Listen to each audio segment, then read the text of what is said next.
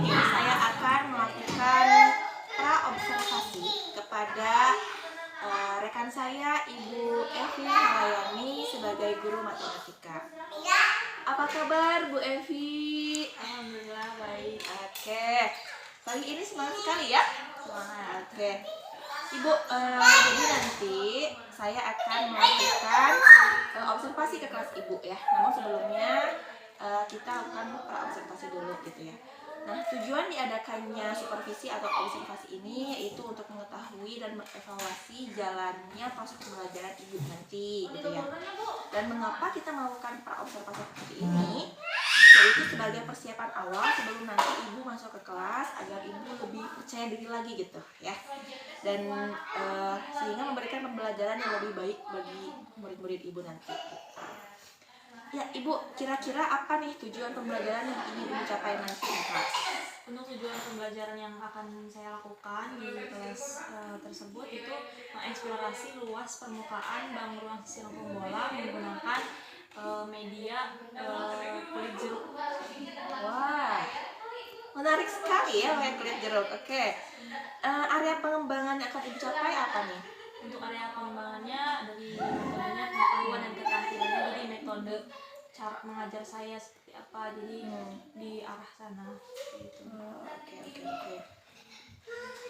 Jadi nanti area pengembangannya itu di pengetahuan dan keterampilan ya Bu ya. Dan saya ingin mendengar Bu bagaimana rancangan Ibu yang akan diterapkan di dalam kelas, entah itu strateginya, modelnya, atau dari metode pembelajarannya. Untuk rancangan saya saat pembelajaran yang akan saya lakukan itu adalah yang pertama mempersiapkan lembar kegiatan peserta didik terlebih dahulu. Jadi ada langkah-langkah pembelajaran yang akan mereka lakukan itu seperti apa. Terus di pertemuan sebelumnya juga saya sudah sampaikan kepada mereka bahan-bahan apa yang harus dibawa oleh mereka, dan saya sudah membagi mereka ke dalam beberapa kelompok yang terdiri dari 4-5 orang. Jadi mereka sudah siap dengan kelompoknya masing-masing, sudah ditugaskan untuk membuat jargon atau yel-yel untuk mempersiapkan pembelajaran tersebut. Dan untuk bahan-bahannya juga saya sudah instruksikan untuk dibawa. Saya di sini sekarang sudah mempersiapkan LKPD-nya, bahan-bahan yang dibutuhkan seperti kulit jeruk, kemudian media pembelajaran lain yang disediakan dari sekolah untuk memantik kepada siswa sendiri. Nah, untuk model pembelajarannya ini digabungkan dalam bentuk kelompok-kelompok kecil. Nantinya di akhir pembelajaran itu saya rencanakan untuk mereka itu dari hasil lembar kegiatan mereka dipresentasikan di depan kelas gitu, seperti apa hasil dari lembar kegiatannya seperti itu. Luar biasa ya, sudah sangat terencana sekali langkah-langkah yang akan Ibu lakukan di kelas nanti, entah itu dari model media, kemudian LKPD, strategi, semuanya sudah lengkap dipersiapkan gitu ya. Nah, kira-kira kapan nih Ibu akan melakukan pembelajaran, di hari apa, kemudian di kelas mana, dan jam keberapa? Untuk pembelajarannya akan saya lakukan hari ini di hari Jumat, itu di kelas Rumi di jam ke-3 dan ke-4, itu di pukul 8.10 sampai pukul 9.30. Oke. Nanti saya akan melakukan observasi ya ke kelas Ibu di jam kelas dan yang sudah Ibu sebutkan tadi gitu ya. Dan saya akan mencatat hal-hal apa saja yang terjadi nanti di dalam kelas gitu ya. Dan nanti Bu setelah melakukan observasi nanti akan ada kegiatan pasca observasi bersama pengajar praktik yang nanti didampingi oleh pengajar praktik calon guru penggerak oleh Bapak Yayan di hari yang akan ditentukan nanti. Oke Ibu, kira-kira apa nih yang didapatkan dari hasil percakapan hari ini Bu? Kalau untuk pribadi saya, yang saya dapatkan dari percakapan ini adalah saya mereview kembali apa yang sudah saya persiapkan dalam pembelajaran yang akan saya lakukan. Jadi direview apa saja yang sudah dipersiapkan, dan mungkin nanti kedepannya kan bakal setelah ini bakal ada observasi, jadi bisa ada orang yang bisa melihat gambarannya itu seperti apa sih pembelajaran yang telah saya lakukan. Jadi mungkin nantinya bisa mengevaluasi apakah tujuan pembelajaran yang tadi sudah saya sampaikan itu dapat tercapai atau tidak gitu, seperti itu. Jadi ibu sekarang sudah mengetahui ya bahwa manfaat dari pra-observasi ini agar ibu nanti bisa lebih tahu gitu, lebih terukur lagi gitu apakah sudah tercapai atau belum gitu ya. Oke ibu, terima kasih. Mungkin pra-observasi sekian saja. Terima kasih sudah bersedia meluangkan waktu bercakap-cakap hari ini. Mudah-mudahan segala rencana yang sudah ibu rencanakan itu terrealisasi sesuai dengan tujuan awalnya gitu ya. Sukses ya Bu, terima kasih. Assalamualaikum. Terus yang ketiga, hadir seutuhnya raga diskusi kelompoknya nanti. Nah, ini pelajaran kita kali ini tentang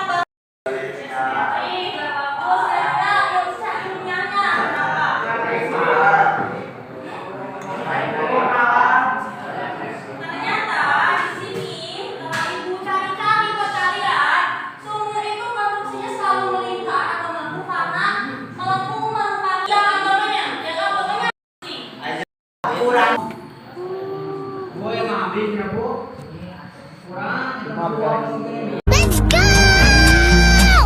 My stupid heart don't know. I tried to let you go so many times before. Then why the passion told my stupid heart too late, already on my way. If you don't friends, I'll get that new cup in my stupid heart.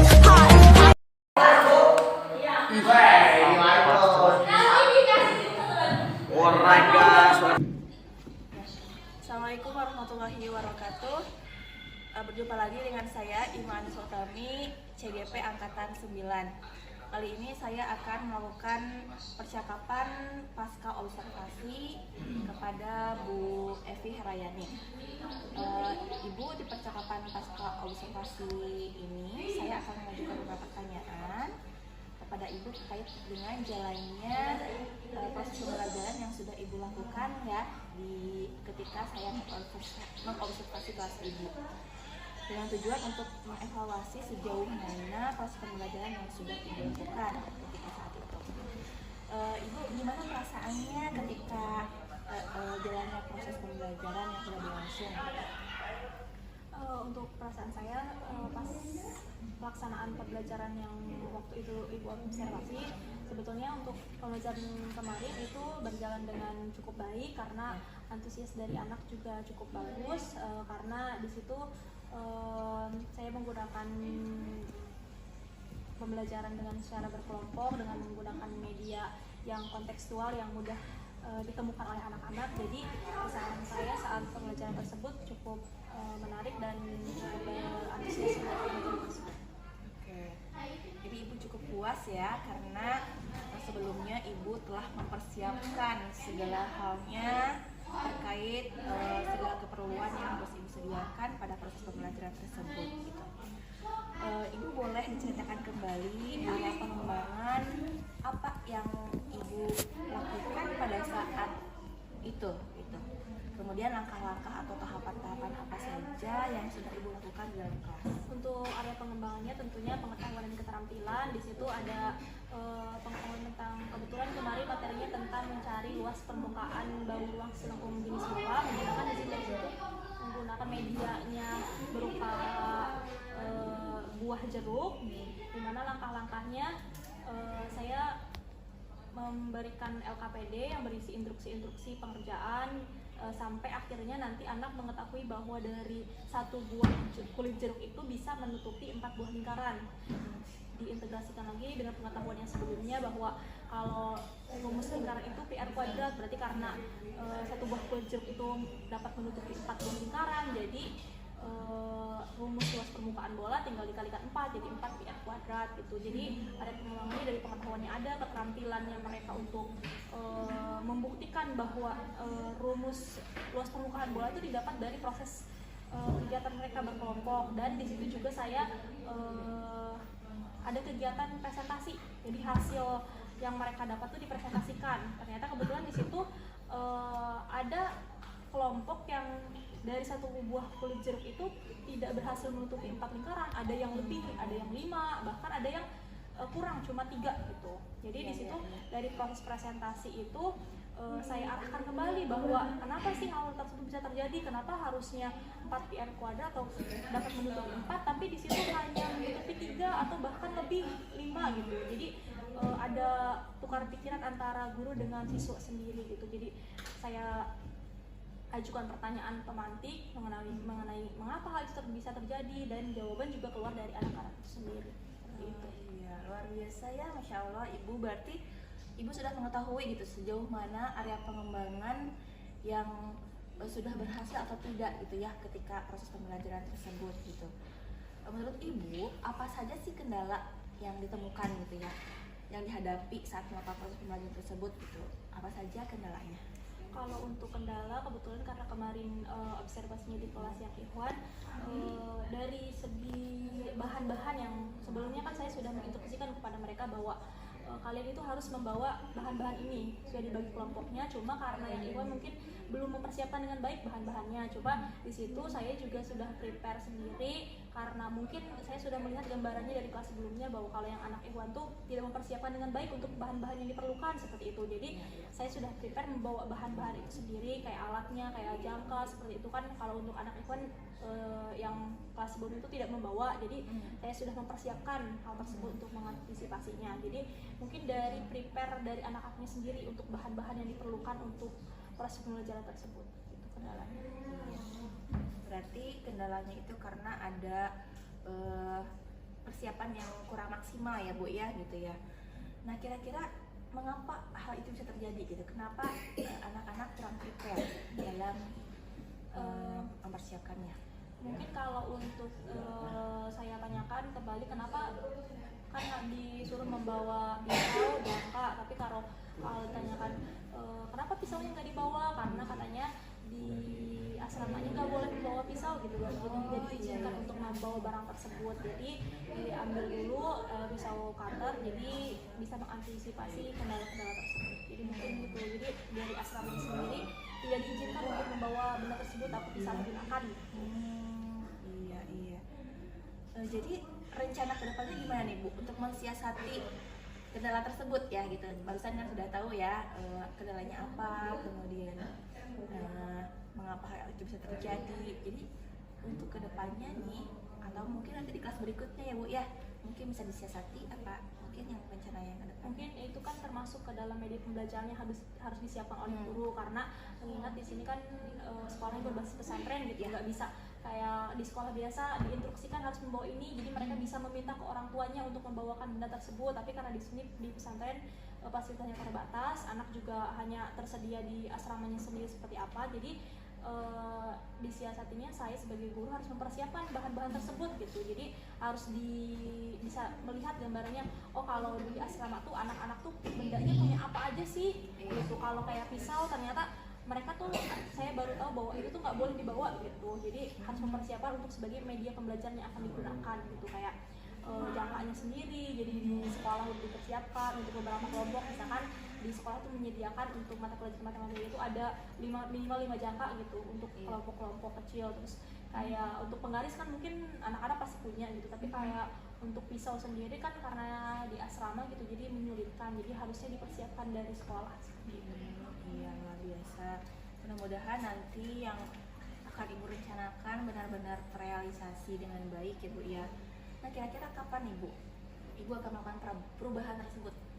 Kalau untuk dari segi perubahan, dari berjalannya waktu sedikit demi sedikit kan mulai menambah media-media pembelajaran yang baru gitu. Jadi mulai membeli media pembelajaran baru diajukan kepada sekolah. Misalkan di mata pelajaran ini nanti misalkan di semester depan saya butuh saya mengajar materi ini gitu misalkan.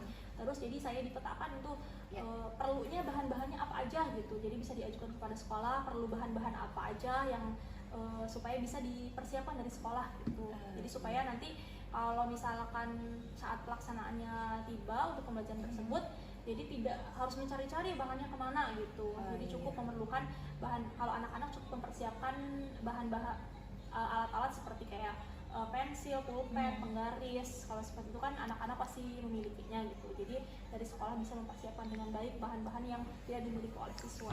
Oke. Jadi mungkin nanti ibu akan memanfaatkan dukungan gitu ya dari pihak sekolah untuk menyediakan bahan-bahan yang diperlukan oleh guru, seperti itu ya Bu ya. Terima kasih Ibu atas jawabannya, luar biasa. Semoga semangat Ibu tetap tertanam ya dan lebih besar lagi. Untuk saat ini dicukupkan sekian ya Ibu untuk pertanyaannya, dan nanti kalau misalnya ada beberapa kendala atau apa, Ibu boleh bercerita lagi ke saya. Dan sekarang kita berada sedang ditemani dengan pengajar praktik saya, Bapak Yayan Soherlan. Saya akan beri kesempatan kepada Bapak Yayan untuk memberikan umpan balik atas kegiatan pasca observasi ini. Terima kasih Ibu, selamat ya atas dilaksanakannya observasi kelas. Dan hari ini adalah di mana kita melakukan percakapan pasca observasi kelas. Ini saya akan memberikan umpan balik terkait dengan kegiatan observasi yang telah dilakukan, ya, baik itu sebagai observer maupun pelaku dalam kegiatan observasi. Nah ini Bu, secara umum tadi melihat percakapan antara ibu berdua itu kelihatan kalau saya ada di ruangan itu pasti pembelajarannya asik ya. Asik pembelajarannya, menarik ya, antusias mungkin kalau saya sebagai siswa, dan saya bayangkan tingkat partisipasi belajar siswa itu lumayan tinggi ketika ibu melakukan pembelajaran dengan metode seperti itu ya. Untuk area pengembangan yang barusan ibu jelaskan, ibu berfokus pada metode pembelajaran, bagaimana ibu menyajikan sebuah pembelajaran melalui kegiatan praktek ya, dengan menggunakan peralatan atau bahan-bahan yang ditemukan di sekitar siswa, sehingga siswa lebih mudah memahami sebuah materi. Karena materi itu saya lihat ketika jalannya pembelajaran, ibu bisa bertukar pendapat dengan siswa, bertukar pikiran, berdiskusi dengan siswa dengan siswa berdiskusi, antara guru dengan siswa juga berdiskusi. Itu adalah sebuah komunikasi yang baik dalam sebuah pembelajaran. Jadi di dalam pembelajaran itu guru itu bukan satu-satunya sumber belajar ya, tapi guru itu adalah fasilitator yang bisa menyajikan sebuah pembelajaran yang menarik, kreatif dan inovatif serta menyenangkan bagi seluruh siswa. Jadi tugas kita itu di sana hanya sebagai penyaji saja, sebagai chef yang bisa meramu berbagai macam keadaan sehingga makanan itu menjadi enak dan menarik ya untuk pilihan. Jadi untuk jalannya kegiatan pembelajaran secara umum sudah sangat baik Ibu. Terus area pengembangannya Ibu bisa juga nanti berfokus pada kompetensi sosial emosional ya, yang harus dimiliki oleh siswa, ataupun disiplin positif yang harus dimiliki oleh siswa. Jadi dalam kegiatan pembelajaran itu, pada kegiatan observasi ada 3 fokus ya yang bisa kita pilih. Kita bisa pilih melalui kita bisa pilih metode, salah satunya tadi yang Ibu kembangkan. Terus Ibu bisa juga pilih terkait dengan konten, terkait konten kaitannya dengan metode. Ibu juga bisa pilih yang terkait dengan kompetensi sosial emosional. Ibu juga bisa pilih yang terkait dengan disiplin positif. Jadi area pengembangannya itu. Jadi buat kesepakatan antara ibu berdua, antara observer dan pelaku yang diobservasi, sehingga itu bisa terlihat saya itu masih kurang dalam kompetensi. Nah, selanjutnya ibu terkait dengan kendala yang dihadapi oleh ibu. Situasinya ini kan boarding, sekolah boarding, jadi banyak sekali keterbatasan. Tidak semua fasilitas yang dibutuhkan itu ada, seperti yang dijelaskan oleh ibu tadi. Kalau siswa-siswi yang sekolahnya tinggal di rumah sendiri mungkin bisa lebih mudah, lebih gampang untuk memperoleh peralatan yang harus dibawa oleh siswa secara pribadi di sekolah untuk pembelajaran. Tapi ketika siswanya seperti di sekolah kita ini, ya, dengan situasi yang boarding, maka secara otomatis lingkungan sekolah itu harus menyediakan fasilitas yang kira-kira dibutuhkan oleh siswa sekolah. Ibu sudah mensiasatinya dengan berbagai cara, dengan berbagai teknik, sehingga kendala itu tidak menjadi sebuah hambatan yang berarti ketika ibu mau melaksanakan kegiatan pembelajaran. Selanjutnya yang terkait dengan metode yang dikembangkan tadi, memang sebaiknya kalau pembelajaran matematika itu, karena siswa itu sekarang siswa SMP ya, siswa SMP itu tahap berpikirnya dari abstrak ke real atau dari real ke abstrak itu masih bisa dilihat ya. Jadi otomatis ketika kita melakukan pembelajaran yang sifatnya abstrak itu akan lebih enak kalau hal yang abstrak itu menjadi real. Seperti apa yang dilakukan oleh ibu, bagaimana mendapatkan rumus keliling bola itu dengan cara seperti itu akan lebih mudah dipahami oleh siswa dan akan lebih lama mungkin nempelnya karena siswa mengkonstruksi pengetahuan.